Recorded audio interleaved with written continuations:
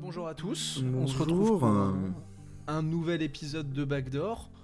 Aujourd'hui, épisode un peu plus tranquille, épisode pas forcément spécial, hein, il est dans la continuité des autres, mais j'avais envie d'aborder un sujet un peu plus cool, parce que après les gros épisodes, des fois ça fait un peu du bien d'avoir des trucs un peu plus chill. Exactement. Un épisode qu'on va essayer d'être... Dis-moi, dis, vas-y. Non, je corroborais juste ce que t'allais dire, épisode un peu plus court, plus tranquille, voilà, C'est tout ça. bonnement, tout Aujourd'hui, nous allons parler des passions des joueurs NBA. Je vais vous emmener avec moi au travers de deux passions, deux passions et demie. La dernière, on va en parler un peu plus en free speech, parce que j'ai pas préparé grand chose, mais c'est un sujet que moi je maîtrise mieux, vous verrez. Donc deux passions qu'on retrouve quand même pas mal chez les joueurs NBA. Ensuite, un petit axe sur des passions un petit peu plus originales, on va dire, qui sortent un peu de ce qu'on a l'habitude d'entendre. Et à la fin, je te proposerai, Baptiste, un petit quiz, alors sourcé, sur ce que j'ai appelé les passions qu'on n'aurait pas devinées. Parce qu'on va juger personne, chacun a le droit d'être passionné par ce qu'il veut, mais c'est les passions qu'on n'aurait pas forcément devinées. Bah écoute, ce programme me plaît. Ce programme te plaît ? Je suis convaincu par la proposition que t'as fait, voilà. Eh ben c'est parfait. Je pense qu'on peut commencer par introduire quelque chose. Pourquoi c'est important pour un athlète, alors qu'il soit NBA ou d'autres sports, d'avoir une passion à côté de son sport? Est-ce que tu as des éléments de réponse pour ça, déjà pour commencer? Déjà, j'ai envie de te dire, les athlètes, ça reste des humains. Pour eux, le sport, c'est un leur... bon premier élément de réponse. Je te remercie. C'est tout bonnement pour eux, c'est leur taf en fait. Donc ils ont comme C'est toi ça. et moi, quand tu rentres du taf, bah tu fais un truc qui te passionne, que t'aimes bien faire, comme tout le monde, tu vois.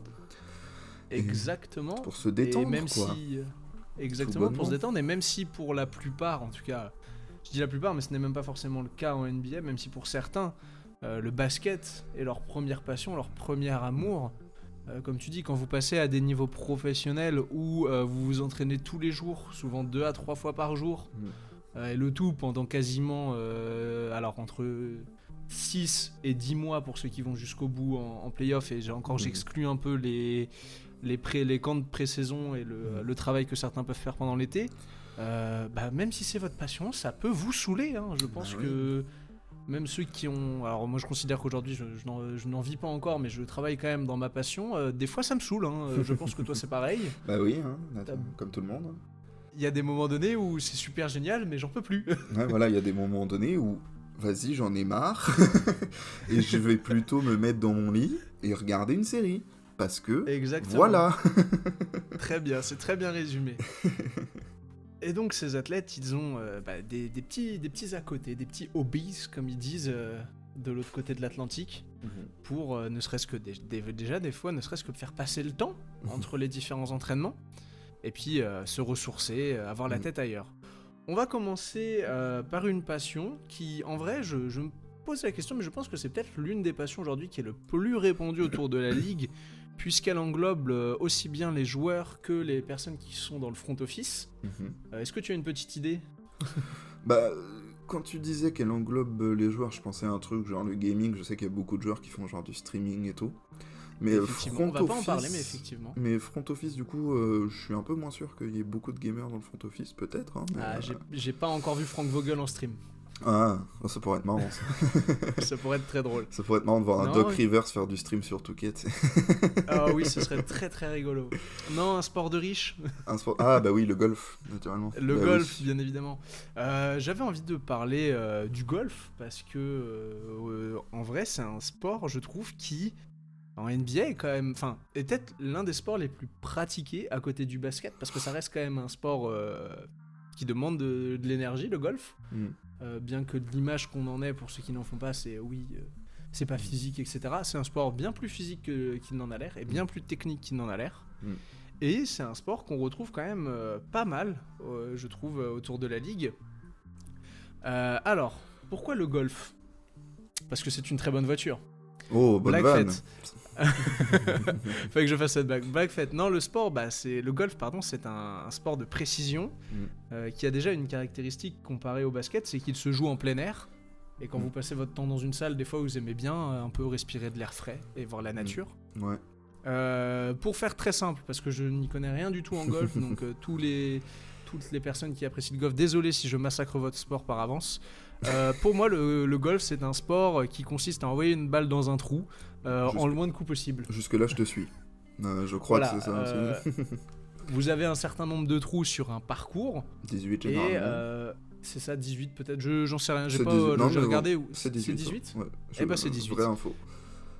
Merci. Et donc vous avez donc 18 trous et vous devez faire un minimum de coups et à la fin celui qui a fait le moins de coups a gagné, si j'ai bien compris. C'est bien ça. C'est un sport qui va demander certaines compétences, alors notamment de la précision, de l'endurance parce que c'est long une partie de golf, une technique parfaite, irréprochable je dirais même, et beaucoup de concentration. Parce que pour pouvoir envoyer une balle qui doit pas être beaucoup plus grosse que si vous pincez votre index avec votre pouce, à l'aide d'une batte à des fois plus de 200 mètres, faut être bien concentré pour pas la foutre dans le lac. Oui. Surtout au prix ou de la dans balle. Michel qui est juste à côté de toi, sinon aussi, accessoirement. Ça marche aussi. Ça fait un peu mal une balle de golf dans le nez, quoi. Oui, ça doit pas faire du bien. Ça pique. C'est ça. Donc en plus de ça, en plus de cette technique, dans ce détail, mine de rien, ça demande de la coordination à humain, chose qu'on retrouve au basket, ou alors vous n'avez jamais fait de basket de votre vie. Ça demande de l'évaluation des distances, chose que vous faites également au basket, puisque pour savoir que vous avez besoin de mettre tant de force pour mettre un tir à 3 points, votre œil et votre cerveau évaluent sans que vous le sachiez la distance. Des qualités athlétiques, comme je le disais, surtout au niveau des abdos, du corps. Pour pouvoir être stable quand vous tapez la balle, et une tête froide dans les moments critiques, avec une énorme stabilité émotionnelle. Quand vous êtes juste à côté du trou, il ne s'agirait pas de taper un tout petit peu trop fort pour vous rajouter un coup inutile. Est-ce que tu t'accordes avec moi pour dire que ce sont des qualités qui peuvent, dans un match de basket, être très utiles, notamment dans ce qu'on appelle le clutch ? Oui, bah oui, on est complètement d'accord. On est complètement d'accord. Est-ce que ça te surprendrait alors si je te dis qu'il y a des joueurs qui sont éminemment clutch au basket et qui pratiquent le golf et qui sont pas mauvais ? Pas énormément surpris, je te cache pas par cette info, je vais pas te mentir. T'es pas énormément surpris ? Non, tu m'aurais plus surpris si tu m'avais dit... Je sais pas, j'ai pas d'idée là. Allez, mais j'allais dire mets une balle un jour NBA, je sens que t'as envie de mettre une balle. Non, mais non, je suis pas de ouf surpris, je vais pas te mentir, je suis pas tombé de ma chaise. Eh bah écoute, c'est tant mieux si tu es resté assis. On va commencer en parlant d'un joueur qui s'est illustré dans plein de choses dans sa carrière, mais pour ma génération, on s'en souvient surtout pour un Game 6 des finales NBA en 2013. Ok. Monsieur Ray Allen. Monsieur Ray Allen est excellent en golf. Okay. Apparemment, en tout cas, de ce que j'ai pu lire sur lui, il a apparemment un très très bon niveau. Alors c'est assez varié, parce que certains disent que il se dit meilleur qu'il ne l'est réellement, mais je vais quand même le croire et lui donner le bénéfice du doute qu'il doit certainement être très bon au golf. Bah, quand tu vois déjà sa mécanique de shoot, exactement, le geste est propre, quoi. Exactement. Et on sait que Ray Allen a énormément aimé décomposer sa mécanique de shoot pour avoir une mécanique parfaite. Eh bien au golf, il a suivi le même raisonnement, et c'est ce qui l'a amené à se rendre compte que en fait, le golf et le basket partagent énormément de similitudes, alors surtout avec les mouvements offensifs au basket, et il comparait souvent... il compare notamment un mouvement qui s'appelle alors je crois que le nom c'est le putt, mais je suis pas sûr que c'est exactement le nom. C'est en fait ce coup quand vous êtes sur le gazon et que vous êtes assez proche du trou, ce moment où il retire là, le drapeau justement. Il comparait ça à un lancer franc, parce que effectivement, même en n'y connaissant pas grand chose en golf, un lancer franc, vous êtes tout seul face au panier. Et c'est une épreuve qui, en vrai, qui est beaucoup plus complexe qu'elle en a l'air. Et le putt est une épreuve qui est beaucoup plus complexe qu'elle en a l'air. Et donc il expliquait notamment que quand il a découvert le golf et qu'il a commencé à s'y passionner, ça l'a énormément aidé pour ses lancers francs. Alors bon, aider un mec qui devait déjà tourner à 90%, ça me rend dingue, mais ce sont des perfectionnistes. Ah bah là, oui. Et ça lui a permis autre chose, le golf. Ça lui a permis de jouer avec un président américain. À ton avis, lequel ? Oh, alors là... Parce que oui, le golf sert aussi à vous faire des connexions. Effectivement, Obama. Lors du second mandat, petite anecdote, après le titre donc avec les Eagles, celui de 2013, ils sont invités à la Maison Blanche et tout, et en fait apparemment ils ont sympathisé autour du golf, et Ray Allen ira jouer avec Barack Obama pendant le second mandat de ce dernier. Voilà, belle anecdote. Petite anecdote sur Ray Allen et le golf. On continue avec un autre joueur aussi éminemment clutch. Est-ce que tu as une idée ? Je sais que Steph Curry est pas mauvais au golf. Et oui, c'est bien de lui dont on va parler. Il est plus que pas mauvais. Ouais, il a gagné un tournoi cet été, je crois. Alors, vu, il fait des tournois sur invitation. Mais il est dit dans tout ce que j'ai lu qu'il a un niveau qui est vraiment pas loin d'un niveau pro. Genre, il y a beaucoup de types qui disent que s'il voulait globalement se concentrer sur le golf et en faire carrière, il pourrait faire je crois que c'est le PGA Tour, PGA, le Pro ouais. Golf, PGA Tour. Non, il est très très bon, Steph Curry, et c'est une énorme passion. Il confie souvent qu'en fait il joue tous les jours au golf, et même pendant les playoffs. Et ça, je savais pas, mais petite anecdote pareil que j'ai appris en cherchant ses passions. Tu te souviens de la finale de conférence contre les Rockets en 2018 ? Oui, naturellement. Tu te souviens que Steph Curry c'est 2018 où il est légèrement blessé au début de cette finale de conférence. Oui, peut-être, ouais. Et il explique que l'un des trucs qu'il a le plus strict, c'est pas d'être blessé, c'est de pas pouvoir aller jouer au golf par risque d'aggraver sa blessure. Petite anecdote que je drop sur Steph, qui donc a un niveau excellent au golf. Alors on va voir que son coéquipier Splash Brother, on en parlera plus tard, n'a pas du tout le même niveau. C'est un pêcheur, Clay Thompson. Exactement. Mais non, Steph aime tellement le golf au point où il a fait installer un simulateur chez lui. Je sais pas si vous avez vu récemment sur le TikTok et le Instagram de Steph, il a fait une petite vidéo dessus. Il a un simulateur, je trouve ça fou, vraiment. Se dire que ce mec doit s'envoyer 4 heures de basket le matin, puis après s'envoyer 2 heures de golf sans aucun problème. Steph Curry, finalement, une belle vie. Ouais. On continue et on passe chez les femmes pour une autre passionnée de golf. La génie, la future, peut-être, j'en sais rien, mais peut-être la future Jordan du basket féminin, Madame Kathleen Clark, qui a été aperçue récemment, donc c'est la star pour ceux qui ne savent pas, la star des Iowa Hawkeyes, en NCAA féminine, qui a été aperçu en tournoi Pro AM avec Zach Johnson. Alors j'ai vu que c'était visiblement un mec qui avait l'air très chaud au golf, puisqu'il a remporté 2 tournois majeurs et qu'il est capitaine de l'US Ryder Cup. Et donc elle a été faire un petit tournoi avec lui là en début d'année, et qui a expliqué que elle en retenait énormément de leçons. Je pense que sont les leçons que nous avons énoncées plus tôt, c'est-à-dire stabilité émotionnelle, concentration, endurance. Concentration aussi sur une longue période de temps, parce que le golf c'est souvent long et il faut pas perdre sa concentration entre 2 trous. Voilà une autre athlète qui excelle non, mais qui joue au golf et qui visiblement continue de partager le fait que le golf c'est quand même vachement sympa à côté du basket.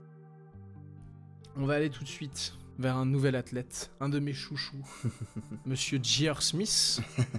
Je pense que tu l'avais deviné. On ne pouvait pas ne pas en parler. Je ne pouvais pas. Je te connais. Bah oui, et puis Monsieur J.R. Smith. C'est un grand golfeur aussi. Alors oui, justement, c'est un grand golfeur, mais le golf lui a sauvé la vie, comme il le déclare dans un podcast de J.J. Redick. En fait, après sa retraite, après sa fin de carrière, Gérard c'est JR, je vais l'appeler Gérard, je suis désolé.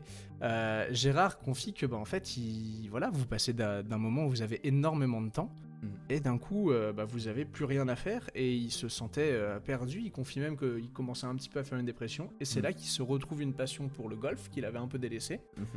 Et à tel point que ça l'a amené, je pense que tu le sais, et nos auditeurs le savent peut-être, à retourner à l'école. Ah non, je savais pas. Ah, tu savais pas ? Eh ben si, il a repris donc un cursus à North Carolina. Ok. Alors le cursus scolaire, je crois que c'est dans le business, il me semble, mais j'ai pas été chercher cette info, je m'en veux maintenant. Okay. Mais surtout aussi pour jouer au golf, et il a intégré du coup la varsity team de l'équipe de North Carolina. Okay. Et apparemment, il déclare qu'il joue au golf presque tous les jours. Et alors, je comprends rien au système de notation du golf. Mais j'ai vu qu'il avait visiblement un niveau où je crois c'est pareil, il y avait marqué 87-59, j'ai rien compris à ce que ça voulait dire. Mais apparemment il est pas pro, il est entre le semi-pro et le pro. Il paraît qu'il est quand même très très bon, le petit Gérard Smith. Ok. Je savais pas qu'il avait repris des études. Si, il a repris des études, et notamment pour le golf, vous avez des très belles photos où il est en golfeur avec les cheveux violets et des dreads. Ouais, je l'ai vu jusqu'au bout.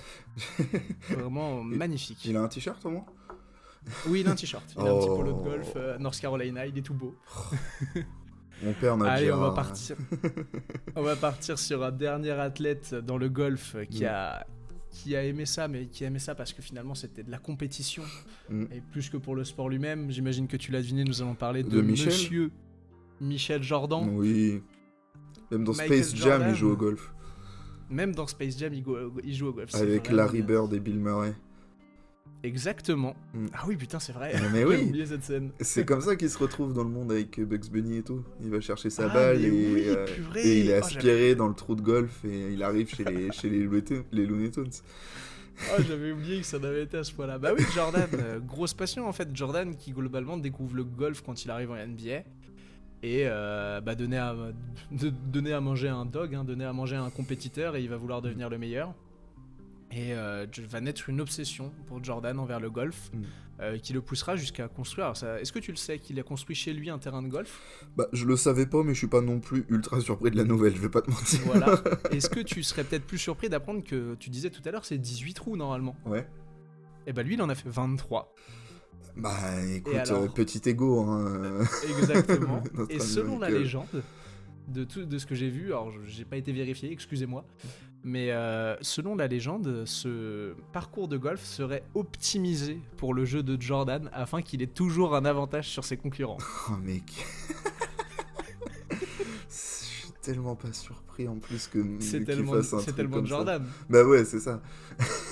Il doit parier des 10 millions de dollars sur des parties Ah de bah golf. il doit parier des sommes au golf. Parce que j'aurais pu parler, je vais pas en parler, mais on aurait pu parler de la passion de Jordan pour le poker, mais c'est même pas vraiment C'est pas une passion, c'est plus une addiction. Une addiction. Ouais, à ce ouais. niveau-là. Mais en tout c'est cas, clair. le golf semble être une vraie passion. Mm. Voilà un petit peu, pour les quelques athlètes que je vous ai cités sur le golf, on va finir, parce que je me suis fait kiffer, avec de ce que j'ai vu, un petit classement des meilleurs golfeurs de la NBA que j'ai trouvé. Alors en 1, nous avons bien évidemment Steph Curry, comme je disais, qui a un niveau presque pro. Alors ça parlera peut-être aux gens qui font du golf, mais j'ai vu que Steph avait un handicap à plus 1,3. Et alors de ce que j'ai compris, le handicap, en fait, visiblement, si vous êtes au-dessus de 0, en fait, c'est votre nombre de coups que vous avez en plus par rapport à quelqu'un pour faire un par. Parce que visiblement, le par, c'est le nombre de coups parfaits que tu dois faire pour mettre dans un trou. Ok. Et en gros, si t'es en dessous, bah t'as genre, si t'as moins 27, et bah t'as genre 27 coups en plus pour faire un par. Et Donc t'es pas très bon. C'est ça. Si Et t'as ben, du moins coup, 27. apparemment, Steph aurait un handicap à plus 1,3, donc c'est-à-dire qu'il partirait avec un désavantage. Il aurait moins de coups de permis Ok. que de base pour faire un par. Ensuite, nous aurions Ray Allen avec un handicap de moins 0,2 sur l'un des parcours qui est au PGA Tour. Michael Jordan, parce que bien évidemment, quand tu es autant compétitif, tu finis par être bon, de toute manière. J.R. Smith, on va pas se mentir, il est quand même retourné à l'université pour ça, heureusement qu'il est bon.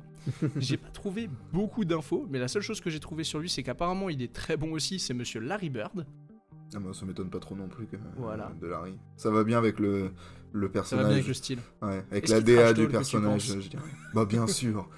Attends, on parle de Larry Ouais, Bird, je- merde. C'est vrai, il doit trash talker même au golf. J'ai mis en 6, de manière totalement arbitraire, Madame Kathleen Clark, parce que je ne veux pas croire que ce n'est pas une génie partout. Ouais, ça c'est une stat que tu sors de ton cul. Exactement, mais elle me plaît, donc elle est vraie. En 7, Monsieur Charles Barkley. Alors, c'est un tir personnel. De tout ce que j'ai lu, apparemment, il est vraiment nul au golf. Mais lui dit avoir travaillé son swing et qu'il est presque bon parce qu'il joue tous les jours. Et qu'il est presque bon. Et je sais que il est presque bon, c'est une décla que j'ai trouvée de lui-même. Oui, Il dit vraiment, oui, je sais qu'on se moque de mon swing, mais maintenant je suis presque bon. Et enfin, en dernier, j'en ai parlé tout à l'heure, le deuxième membre des Splash Brothers, Monsieur Klay Thompson, qui visiblement est mauvais au point qu'il en a fait perdre un tournoi à Steph Curry. Je crois que c'était cet été ou l'été dernier, où il y avait un tournoi invitationnel, où il y avait Steph du coup et Klay, qui affrontaient Patrick Mahomes et Travis Kelce, les deux joueurs des Kansas City Chiefs en football américain. Exactement. Et ils ont réussi, il a réussi à faire perdre Steph. Alors que visiblement Steph a un niveau quasiment pro, donc c'est vous dire visiblement le handicap que représente Monsieur Klay Thompson. Un poids mort finalement. Un point mort finalement. On va continuer en parlant de la musique chez les joueurs NBA, autre passion massivement répandue. En vrai, peut-être certainement avec tu parlais du gaming tout à l'heure, mais peut-être l'une des passions les plus répandues, étant donné que quand vous êtes, n'importe qui peut faire de la musique aujourd'hui. Oui. Ça a commencé la passion des joueurs NBA pour la musique à la fin des années 90, milieu des années 90, début 2000. Vous allez voir, nous allons passer par plein de choses. On va passer par un type qui a été top 25 au Billboard 200, jusqu'à des trucs tellement cringe que j'ai même pas voulu aller les écouter. Et donc pour commencer, nous allons démarrer avec celui qui a tout lancé, j'ai envie de dire. L'unique, le seul. Shaq. Exactement, de Vin Diesel. Le pre-shot. Parfait. Savais-tu que Shaquille O'Neal avait signé un deal à l'époque avec JV Records en 1993, Ok.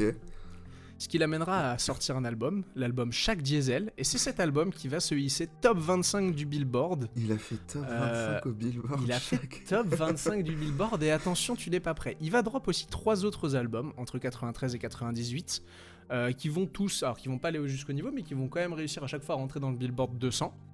Et il va surtout collaborer avec des gros noms. Alors RZA, je sais pas si ça te parlera, RZA, si ça te parlera peut-être pas. Est-ce que peut-être plus Method Man et Ice Cube?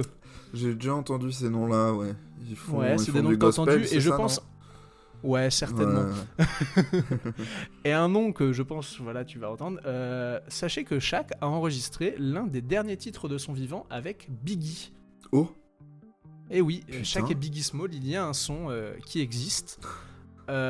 Ensuite, après 98, plus rien. On imagine que Shaq s'est peut-être un peu reconcentré sur le basket. Oh bah ça lui a Et bien jusqu'à réussi, récemment, exactement, rappelle jusqu'à de- récemment en 2019, où je sais pas si certains se souviennent, mais Shaq à ce moment-là a repété un plomb sur les réseaux et on l'a vu apparaître avec le DJ Lil Jon. Et il a complètement annoncé sa carrière de DJ. On a pu l'apercevoir, je crois, à Tomorrowland, si je dis pas de bêtises. Oui. Et il aurait un album apparemment en préparation, le Shaq. Oh, le Shaq Voilà, est le en Shaq train se de serait lancé cuisiner dans au l'électro. studio. Exactement, voilà, petite anecdote. Ouais, j'ai vu pas mal de vidéos de Shaq De trucs. en concert qui mixent ou des trucs comme ça. Ouais, bah mais le Shaq a toujours été un entertainer. Un showman. Ah bah, très très clairement. Hein. On va continuer avec des autres artistes. On va parler vite fait, en plus aujourd'hui, le jour où on enregistre ça, c'est le 26 janvier, RIP Kobe. 4 On va ans. parler vite fait de Kobe parce que sa carrière musicale n'a pas été terrible. Disons Kobe a qu'il eu était aussi meilleur une joueur de carrière basket que Exactement. Mais il musicien. a quand même aussi signé un deal. Alors c'est au moment de son année rookie. Alors il y a la hype et donc Sony Records va vouloir se jeter dessus en 99.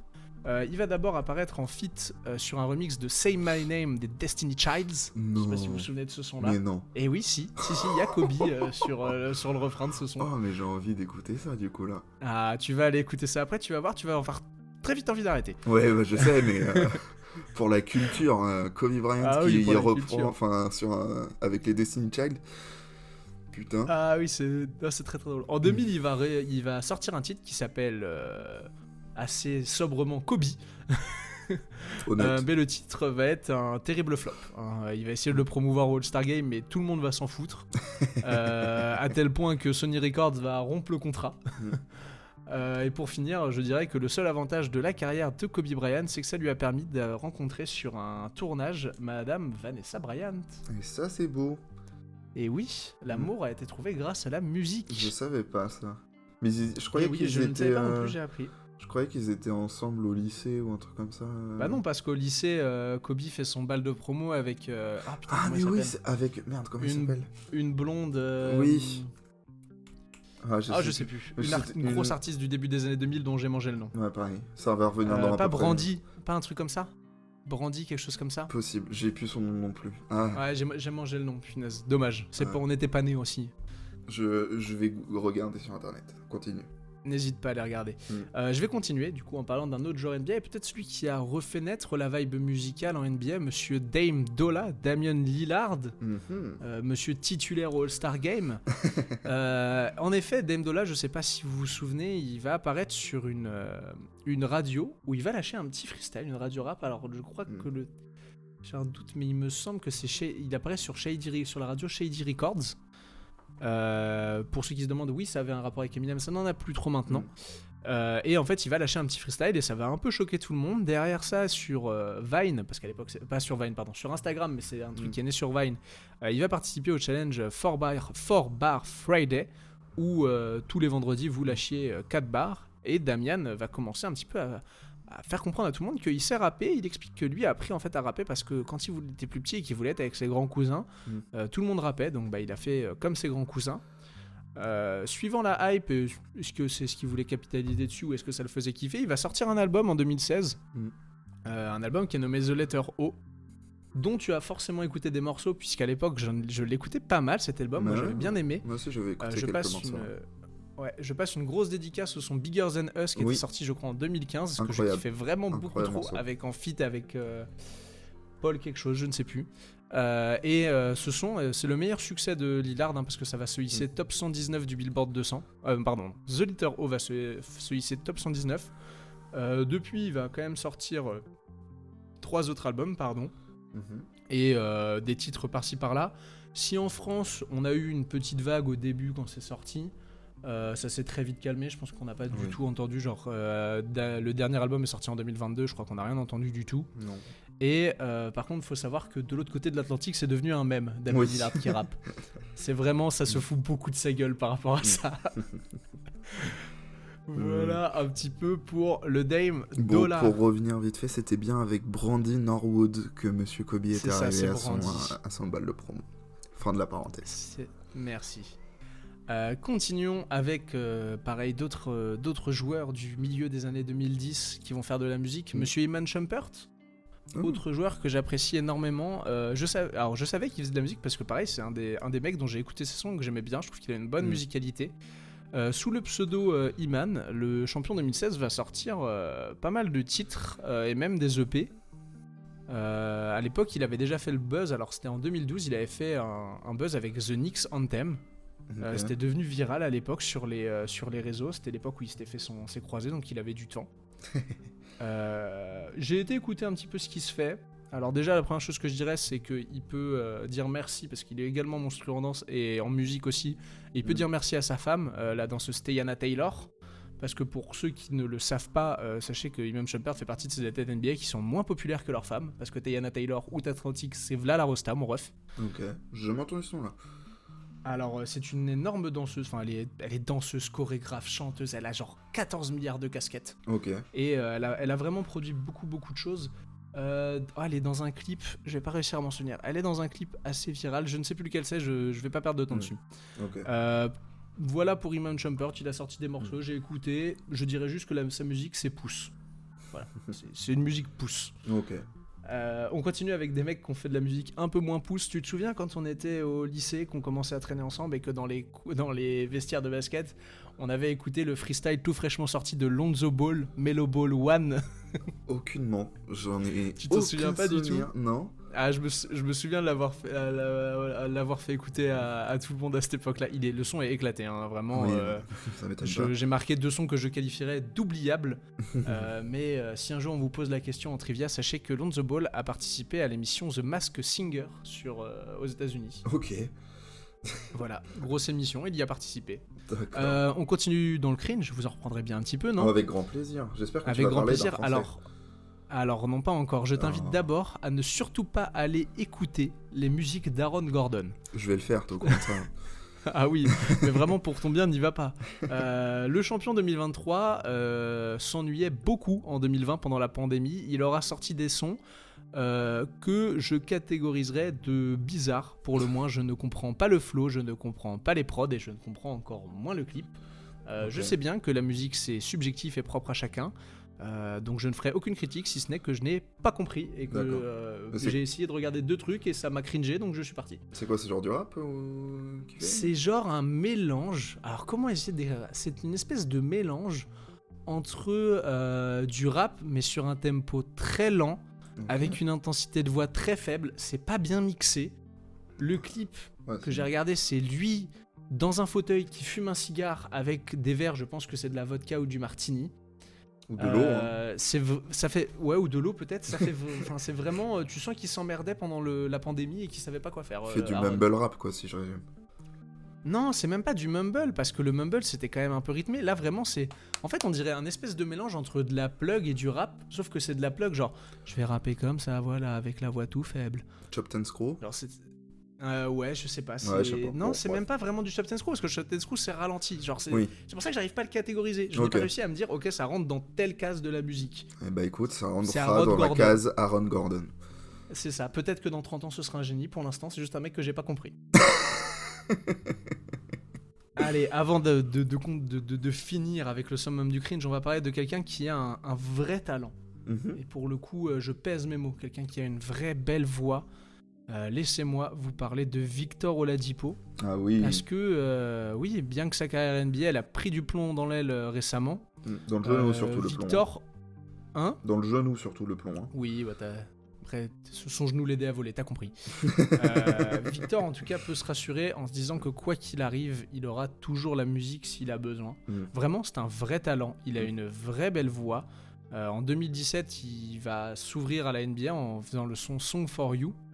En 2018, il sortira VO pour Victor Oladipo, son album.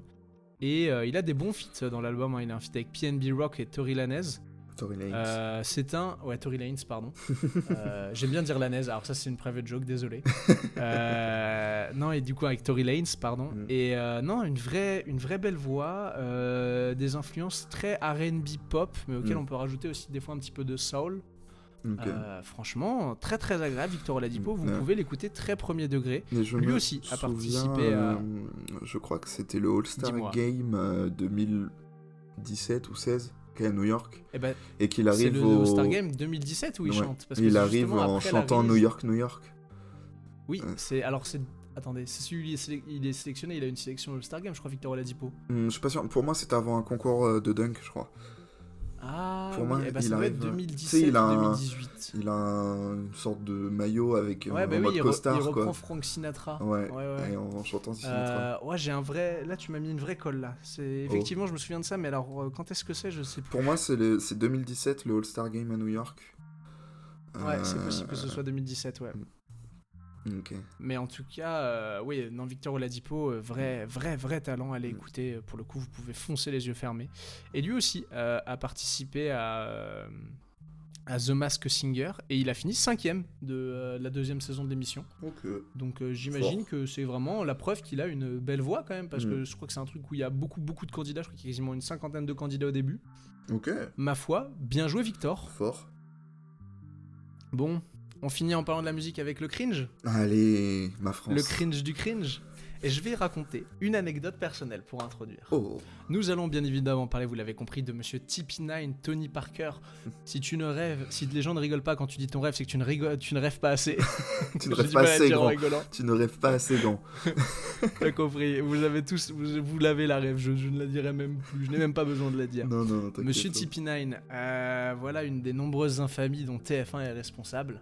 Et infamie qui a conduit, à l'époque, je crois qu'on est en 2016-2017, un jeune garçon à ce qu'une amie de son père, pour la déconne, lui offre l'album de Tony Parker. Et à l'époque, c'est l'époque de Vine. Et je veux être drôle sur Vine, et je filme le truc, et je vois marqué « Balance-toi », je me retourne la caméra, et vraiment, j'éclate le CD contre le mur. J'ai jamais jeté quelque chose aussi fort contre un mur que ça. Tu m'as jamais parlé de ça. Eh bien, parce que cette vidéo est morte, d'accord ? Cette vidéo, elle ne ressortira jamais. J'ai tout brûlé. C'est pas fun, putain. Mais il fallait que je raconte cette anecdote. Non, cet album, qui pourtant, bien qu'il soit oubliable, il y a quand même des titres qui ont marqué les esprits. Hein. Balance-toi, Premier Love, parce que bien qu'on le veuille, c'est quand même, c'est devenu des blagues, mais c'est quand même des titres qu'on connaît tous. Oui. Il me semble. Il y a un feat avec Je dis pas de bêtises. Alors oui, il y a un feat avec Booba, mais surtout Balance-toi ou Premier Love, il y en a un des deux qui est disque d'or, hein, sachez-le. Non, ça m'étonne pas. Non, il y a des feats avec Booba, mais il n'y a pas que Booba, mec. Il y a Soprano. Oui, et merde, comment ça s'appelle ? Il y a Grand Corps Malade. Il y a Éloquence. Oui, bah, ouais, alors Éloquence est notifié en beatmaker, pardon, en co-auteur sur tous les sons. Ok, en ghostwriter, quoi. Ouais, bah, c'est même pas le ghostwriter, c'est vraiment genre tout est écrit avec lui. Genre, visiblement, il a vraiment écrit la moitié de l'album. Non, donc Booba, Soprano, Grand Corps Malade. Et il y a aussi un feat avec Jamie Foxx. Mais oui, c'est vrai. Il y a un feat avec Jamie Foxx. Oh putain, mon dieu. Et oui. Et alors sachez que du coup, déjà à l'époque, ça a été un flop. Même si poussé par la promo de TF1, Balance-toi va être genre numéro 1 du top 50 pendant quelques temps. C'est un gros flop. Et heureusement, parce que ça devrait à la base voir 2 autres albums. Tipeee a confié à avoir signé pour 3 albums à l'époque. Dieu merci, on n'a jamais eu ça. Oh, putain. Et bah voilà, merci TF1 d'avoir encore fait une infamie de plus. Putain. Ah mais ouais, c'était... Hmm. Balance-toi là. Oh là là, quel Ouais, morceau. balance-toi. Balance. Premier balance, Love aussi, hein. balance-toi. Premier Love, c'était quelque chose. Hein. Premier Love, J'ai c'est plus quelque l'air en chose. tête, mais Premier Love, c'était quelque chose. Faisons un petit saut très rapide parce que ça dure déjà plus longtemps que ce que je pensais. On va C'est toujours sauter, comme tant ça. pis, je voulais qu'on parle un petit peu des chaussures, enfin de la passion des joueurs NBA pour les chaussures. PJ Tucker. PJ Tucker, alors notamment, c'est celui que vous connaissez tous qui a même folie. plus qu'une pièce, un showroom dédié à ça et qui souvent est connu pour les joueurs, parce qu'il a vous avez tous l'anecdote de Yanis quand il est avec PJ et qui dit mais attends, t'as mes propres chaussures avant moi. Je la connaissais pas, ça. Tu connais pas cette anecdote? Non, Alors ça me allez dit. voir la vidéo, ça se trouve très facilement sur YouTube. Ils sont dans le vestiaire. PJ sort une paire et là Yanis le regarde et fait mais attends, c'est quoi ça? Et il fait bah c'est le nouveau coloris de ta chaussure, mec. Il fait mais attends, comment t'as le nouveau coloris de ma chaussure avant moi alors que c'est ma chaussure? Et donc pour l'anecdote, faut savoir que PJ Tucker a confié que oui, il a des relations très privilégiées avec certains mecs de chez Nike et que c'est une passion qui date depuis très longtemps. Donc il a des paires qu'il a depuis très très longtemps. Et que bah voilà, en fait, il les a accumulées. Aujourd'hui, il a l'accès à certaines paires. Je pense que toutes les paires les plus recherchées, je crois, il me semble de mémoire qu'il a la paire de Jordan 4 X Eminem qui coûte genre 40 000 balles. C'est vous dire à quel point c'est un truc de ouf. Non, Je pense qu'il a les Wotherspoon, tu vois. Oh, c'est possible, hein, les maisons Château Rouge, c'est possible aussi. Non, il n'y a pas que lui qui a des passions pour les chaussures. Avant, les mecs qui ont des grosses passions, il y a Joe Johnson aussi. Ok. J'ai trouvé une interview de lui où il confie avoir quasiment plus de 480 paires de sneakers chez lui. Donc ça commence à faire pas mal de paires de sneakers hein, quand vous pouvez en mettre une différente tous les jours. Et que t'as encore de la marge pendant un an. C'est ça. Et vous avez aussi monsieur Demar DeRozan qui confiait sur le podcast de Paul George avoir quasiment toutes les Kobe. Ok. Et ouais. Stylé. DeRozan dit qu'il est pas qu'il aime bien les sneakers, mais qu'il est surtout fan des Kobe. Et qu'il en a apparemment pléthore. Pléthore. Et petite anecdote pléthore, pardon. qui n'a rien à voir avec le game de la sneakers directement. DeRozan ne lasse pas ses chaussures NBA, vous le saurez. Ah ouais? Non, pareil, dans l'émission avec Paul George, il en parle, il dit en fait, je lasse mes chaussures genre vite fait, mais elles sont jamais serrées. Et alors par contre, il explique qu'il joue avec des chaussures neuves à tous les matchs. Ouais. Et il dit non, je serre pas. Il dit tu peux me voir en match, genre je peux genre littéralement sortir le pied de ma chaussure sans aucun problème.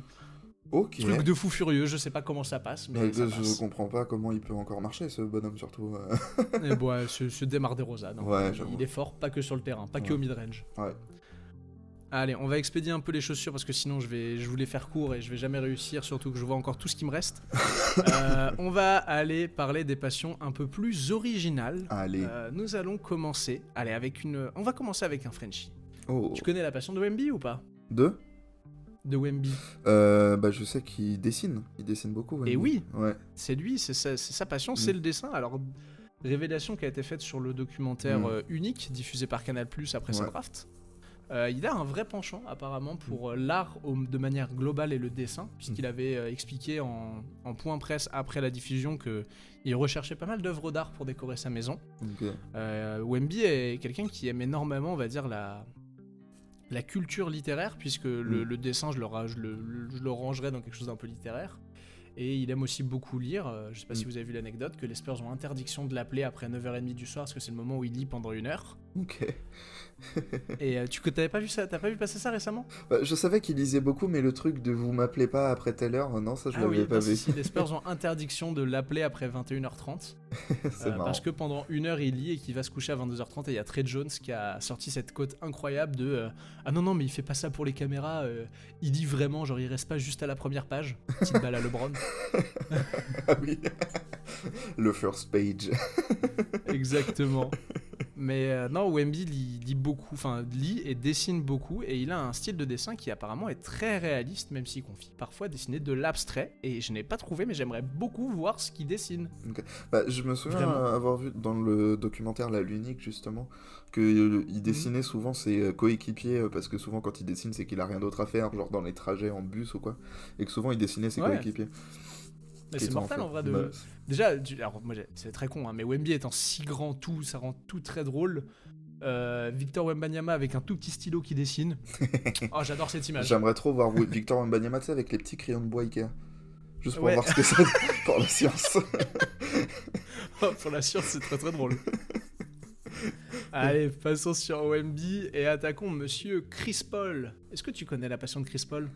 Bah, t'as parlé du golf, mais je crois qu'il en fait aussi un peu, il me semble. Alors il en fait, j'en ai pas parlé volontairement parce qu'il a une autre passion que je trouve plus prépondérante que le golf, mais... Je sais pas, les bateaux bananes sur l'eau. Alors le banana boat, et non. Non, c'est le bowling. Le bowling. Ah mais oui, c'est vrai, tu m'en avais parlé en plus. Et ouais, Chris Paul est complètement fan de bowling. Alors c'est une passion qui lui vient de son père, qui jouait déjà au bowling et qui à l'époque du coup emmenait Paul et son frère avec lui. C'est une tradition d'ailleurs que Paul dit continuer avec ses propres enfants. Il paraît qu'il emmène ses enfants au bowling. Il dit que c'est une excellente activité familiale. Chris Paul apprécie tellement le bowling qu'il est propriétaire des LAX, la franchise de Los Angeles qui évolue dans la Pro Bowling Association, la PBA. Ok. Et il hoste depuis maintenant quasiment 15 ans un tournoi sur invitation où des sportifs de tout domaine s'associent à un... Alors, je ne sais pas comment on dit un joueur de bowling professionnel en français, mais je vais dire un bowler, parce que c'est le terme américain, un bowler professionnel, et il paraît qu'il est très très bon, il apprécie notamment le bowling parce que ça demande une énorme précision de striker et que c'est un gros compétiteur, et sachez qu'il a déjà remporté, alors à l'époque de l'article que j'avais trouvé c'était en 2018, déjà 4 fois son propre trophée, et qui souhaite apparemment activement développer l'image du bowling aux États-Unis puisqu'il considère que c'est une excellente activité familiale comme je disais. Ok, c'est marrant. Voilà. Maintenant, vous savez pourquoi Chris Paul fait des passes de fou furieux, parce qu'il envoie des grandes boules de 20 kilos dans des quilles. Ok. Allez, continuons avec les passions un peu plus originales. Est-ce que tu connais la passion de Monsieur James Johnson ? James Johnson ? Oui. Ah, bah c'est le sport de combat, je sais plus lequel exactement, Exactement. Les sports de combat au global, il y en a 2, on va en parler. Cette passion lui vient de ses parents. J'ai appris que le père de James Johnson était 7 fois champion du monde de kickboxing. Ok. Et que sa mère était ceinture noire de kick. Ok. Donc autant vous dire que déjà la castagne, ça coule dans le sang des Johnson, parce qu'ils sont 8 dans la fratrie. Donc j'imagine pas les Royal Rumble que ça devait faire. En fait, c'était le Fight Club chez les... Exactement. Ils sont 8, et bien surtout, mec, le daron qui est 7 fois champion du monde de kickboxing et la mère qui est ceinture noire... Alors, je suis pas pour la violence, hein, mais t'as quand même vraiment peur que tes parents te mettent une branlée.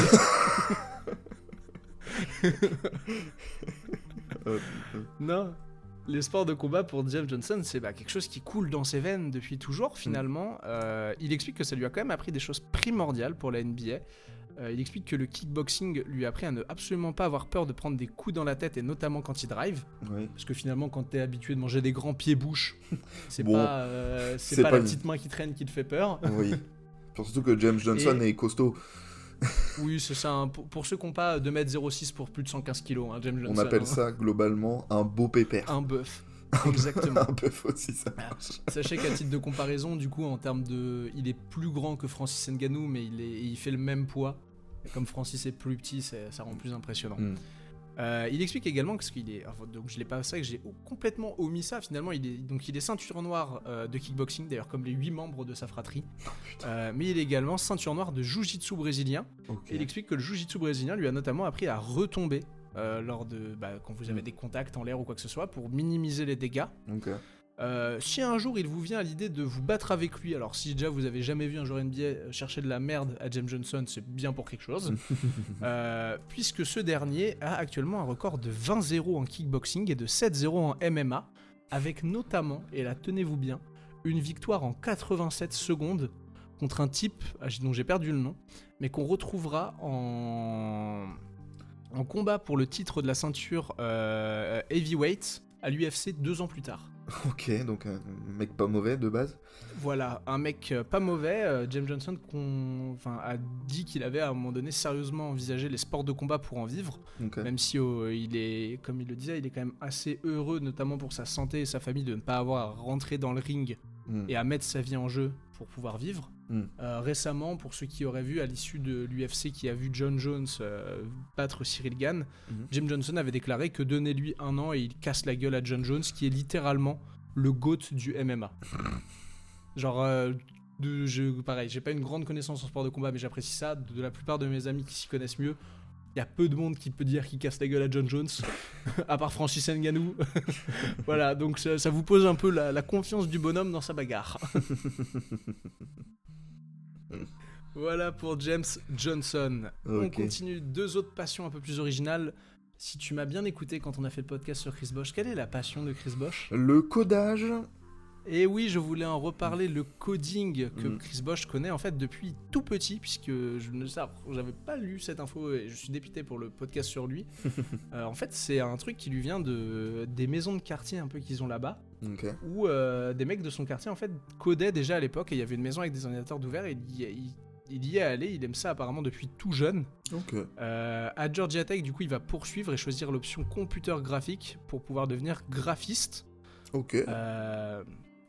Et donc, Chris code. Le code, comme beaucoup le savent, ça demande d'être patient, ça demande d'être méticuleux, de savoir gérer sa frustration. Quand ça fait 2 heures que vous codez quelque chose et qu'il y a une ligne de code qui vient tout foirer.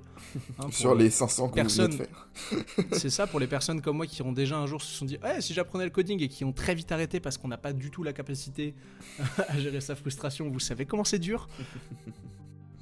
Et donc oui, des qualités qu'il a certainement emmenées avec lui en NBA. Je l'ai précisé dans le podcast, mais oui, sachez que Bosh sait coder du HTML, du JavaScript et du CSS. Ok. Vous aurez dans les sources d'ailleurs une vidéo où en fait il a fait une énorme série de vidéos il y a 10 ans de ça pour le site coder.org qui promouvoit le coding aux États-Unis. Ok. Et où il parle du fait qu'il ne faut pas avoir peur pour les... alors il s'exprime pour les jeunes Afro-Américains issus de quartiers un peu populaires, de dire vous ne devez pas avoir peur de vouloir coder, de vouloir devenir intelligent grâce à ça, parce que c'est vraiment des métiers d'avenir. Bah oui, c'est sûr. Et comment lui donner tort finalement ? Bah là-dessus, il vise pas trop mal l'ami Christophe. Exactement, l'ami Christopher. Mm. Continuons une autre passion un peu originale que tu dois peut-être connaître, la passion de Miles Turner. Ah, les Lego. Exactement, une passion assez folle, en tout cas que lui a amené à des dimensions assez folles. Miles a une pièce complète de sa maison qui est réservée aux Lego, et je me dis juste un truc, quand vous savez à quel point c'est compliqué de construire des Lego, et surtout qu'un Lego, une fois que c'est construit, ça ne doit surtout pas être détruit parce que c'est infaisable de nouveau. Ah non. Imaginez le jour où il va être tradé, et qu'il va devoir tous les déplacer. Surtout Parce qu'attendons, je sais pas, peut-être Vas-y. je te vole une bille, mais il a un... Lui. tu me voles une bille, Ok, on va en parler après. ok, je te le laisse, je te le laisse. Vas-y, bon, tu sais quoi, non, vas-y, annonce-le, Allez, vas-y. allez, je l'annonce, il a Annonce. une statue, je sais pas, enfin une construction en Lego de lui. Oui. Donc, Une représentation à taille réelle. voilà, la taille réelle de lui qui fait plus de 2,10 je crois. Je sais plus quelle taille il fait, Miles Oui, il Turner, fait mais 2m11, mais voilà. Miles Turner. Donc 2,11 m de lui en Dark Vador, en Lego. Exactement. Donc ça, quand tu vas devoir la déplacer, je veux pas être là. Et tu sais combien de temps ça lui a pris ? Oh bah, ça doit être un truc indécent, genre plusieurs mois j'imagine.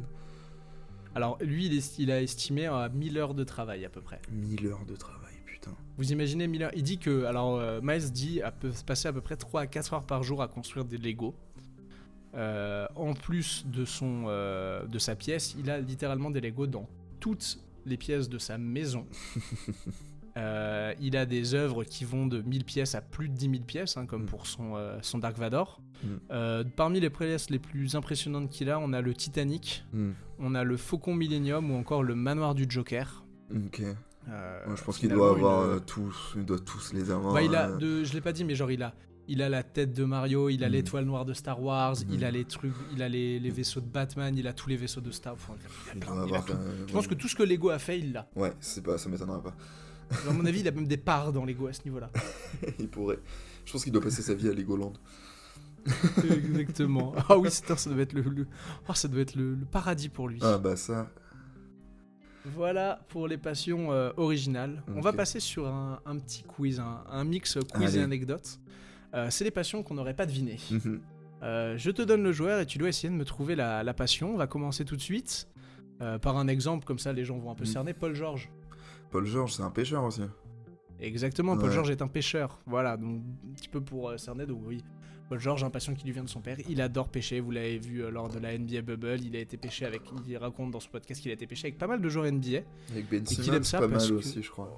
Ouais, et puis qu'il aime ça parce que ça lui permet d'être détendu, d'être calme et que ça demande de la patience. Est-ce que tu connais la passion de Rajon Rondo ? Rajon Rondo. Alors là, faire boire son fils. Non, Non, tu la connais pas ? non, j'ai pas du tout là. Eh bah, après le titre de des Seas en 2008, certains sont en vacances, et bien Rajon Rondo, lui, il fait du roller. Du roller? Genre roller derby ou en skatepark? Non, genre du roller, genre la piste où tu fais des tours en rond, la roller à 4 roues, de devant, de derrière. Ah oui, ok, d'accord, je vois. Il a découvert ça à l'anniversaire de son cousin. Ok. Et apparemment, il a testé des figures, il a kiffé, et il dit que ça lui apporte rien du tout dans le jeu, mais que juste il adore faire du roller. Bah écoute, magnifique. Voilà.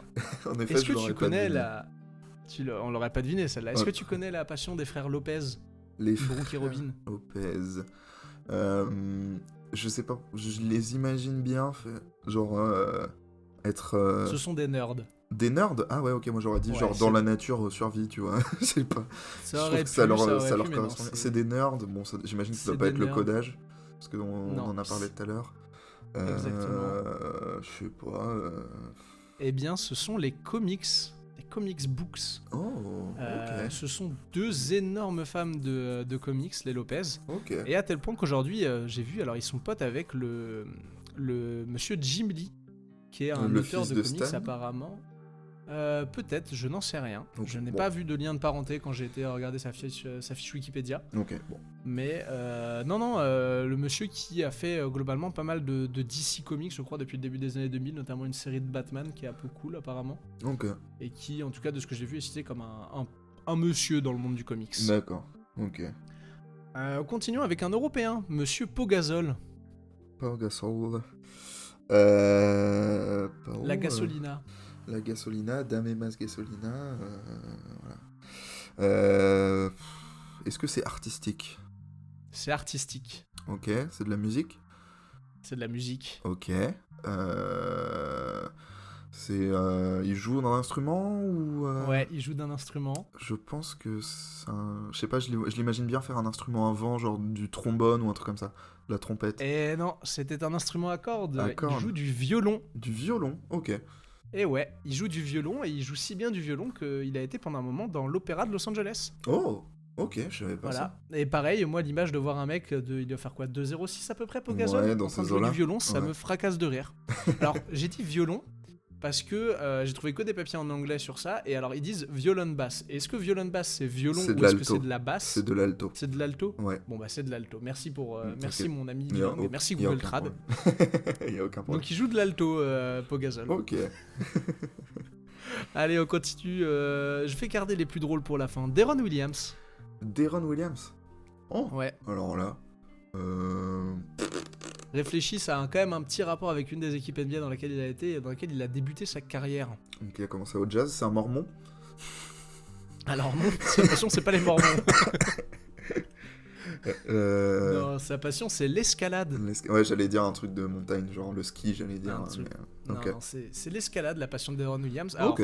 je comprends pas comment il a pu le faire, sachant que l'escalade est considérée comme sport à risque et que les joueurs NBA n'ont pas le droit de faire de sport à risque. Bah, il Mais doit faire soit. ça en intérieur, j'imagine. De toute façon, maintenant, il est Ouais, plus il y a joueur moyen. NBA. Donc... Oui, de toute façon, c'est ça. Ok. D'un jazz, on va en passer à un autre. Karl Malone, est-ce que tu connais sa passion? Et je préchote tout de suite cette blague, tu ne la fais pas. C'est Mais- une merde, mais on fait pas ce genre de blague ici. Vraiment, j'allais commencer à la dire. Oui, c'est pour ça que je sais très bien, je te connais. J'irai voir Karl Malone, pour ceux qui savent pas, des Et affaires allez voir Karl de Malone pédophilie, 13. tout simplement. Voilà. C'est une merde, on ne fait pas de blague avec ça. Ok. On a une autre passion. Il a une autre passion, je sais pas, aller à la salle ou distribuer le courrier. Alors oui, distribuer du courrier à la salle, Ouais. presque. Ouais. Sa passion, c'est de conduire des camions. Oh ça. Bah, c'est le personnage. Enfin, je suis désolé. Ah, c'est le personnage, un fan d'armes, voilà, hein, tous les clichés de la grosse merde. Hein. Désolé pour tous les gens qui conduisent des camions et qui ont des armes. Mais... Et Karl Malone est une merde, je le déteste. Bah oui. En même temps, comment ne pas le détester. Voilà. Non, Ok. Karl Malone, donc il adore conduire des camions. Je sais pas s'il se fait des grands San Francisco New York des fois, mais Ok. c'est ce que j'ai trouvé sur lui. D'accord. Chris Kaman. Chris Tu te souviens de Kaman. Chris Kaman. Oui, je me souviens Pareil, de joueur Chris drafté en Kaman. 2003, numéro 6. Un joueur allemand. Exactement. Je sais Chauve à la pas. barbe rousse. Ouais, je sais pas. Se bourrer la gueule à l'Oktoberfest pour être pas du tout cliché. Et non, c'est les feux d'artifice. Les feux d'artifice, d'accord. Et ouais, apparemment, c'est un gros fanat de feux d'artifice. Donc je pense que lui, à l'époque, le 4 juillet, il devait envoyer des trucs, mon ref. Ah, ça devait être du spectacle. Hein. Okay. Allez, on va rentrer dans les... Allez, on en fait une dernière qui est un peu classique, enfin pas classique, mais ça va. Et après, on va rentrer dans les un peu plus what the fuck. Okay. Karim Abdul-Jabbar, est-ce que tu connais sa passion? Marquer des paniers. Marquer des paniers, effectivement, c'est bien vu. La passion de Karim Abdul-Jabbar. Alors là, non, j'en ai aucune idée. Collectionner des tapis, et en particulier les tapis du Moyen-Orient. Ok, en même temps... Voilà, apparemment, Karim Abdul-Jabbar a plein de tapis chez lui. C'est littéralement un marchand de tapis. Ah, littéralement, je pense que littéralement tous les tapis du monde chez lui. Ok, bon écoute. Il devrait bien s'entendre avec le Big Lebowski comme ça. Exactement. Est-ce que tu connais la passion de Tim Duncan? Ah putain. Et du coup c'est très drôle parce que dites-vous bien que littéralement c'est ce qui s'envoyait après les matchs. Et ça me fume de rire. Ok, je savais que c'était un nageur, mais c'est pour ça. Ouais. Putain, je crois que je l'ai su, mais ça revient pas. Qui s'envoyait après les matchs, t'as dit. Est-ce que c'est genre de la bouffe? C'est un rapport avec le gaming. Le gaming? C'est un rapport avec le gaming, mais c'est un jeu vidéo en particulier. Il y a un film qui a été fait il y a pas longtemps d'ailleurs, issu de ce jeu vidéo. Mario? Non, c'est un jeu vidéo, jeu de rôle, je crois, si je dis pas de bêtises. Donjons et Dragons. Ouais. Oh, il fait du jeu de rôle. Apparemment, c'est un fanat de Donjons et Dragons, Tim Duncan. Putain, ouais, en vrai, ça colle pareil, ça colle bien au personnage. Ouais, je trouve que ça lui va bien aussi. Le D&D et Tim Duncan, ça marche bien. Allez, avant de rentrer dans les deux derniers, vraiment what the fuck, mi-blague, on sait pas trop si c'est vraiment sa passion. La passion de Kevin Durant? Fumer des joints? Exactement, et avoir des burners à compte.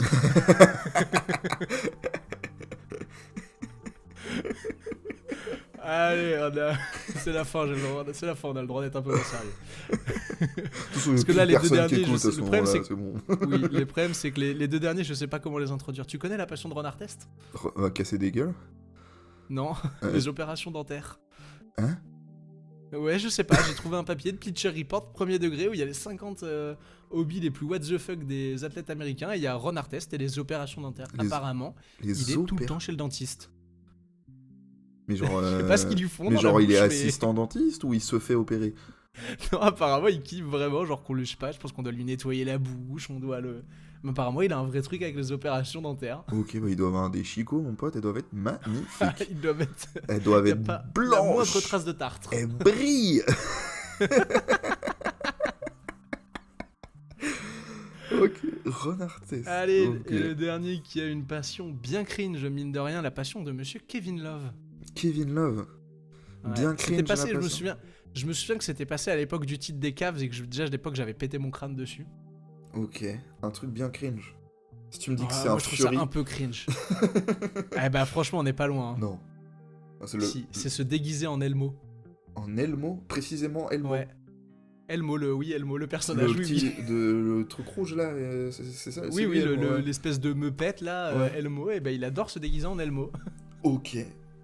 Bah c'est top. Je suis ravi de l'apprendre. Kevin, hein, tu fais ce que tu veux, mais loin de moi. Je sais pas quoi faire de cette info. Écoute, surtout voir un Elmo de genre 2m10 arriver vers moi, bon, bizarre l'ambiance. Quoi.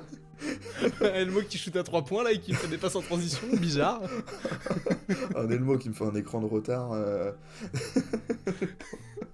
Ok, bah ouais, mais sans voix. Voilà, c'était la dernière, hein, je sais pas quoi dire. C'est vraiment cité comme sa passion. Apparemment, il adore se déguiser en Elmo. Et genre, c'est bizarre parce qu'au début, je me dis non, c'est se déguiser. Okay. Non, c'est se déguiser en Elmo, vraiment. Ouais, ce qui me perturbe, c'est que ce soit précisément en Elmo.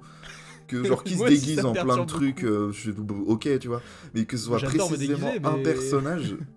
Ok, bah soit, voilà. Écoute, fais-toi plaisir. Bon. Bah écoute Kevin, hein, pour ça tu n'iras pas au Hall of Fame. Non, t'es dur. Non, il y a Karl Malone au Hall of Fame. Oui, c'est vrai, putain de merde. Donc c'est pas un Elmo. Hein. Oui, bon, après, si on veut dire, c'est son jour, hein, mais on peut dire aussi il y a Kobe au Hall of Fame. Hein.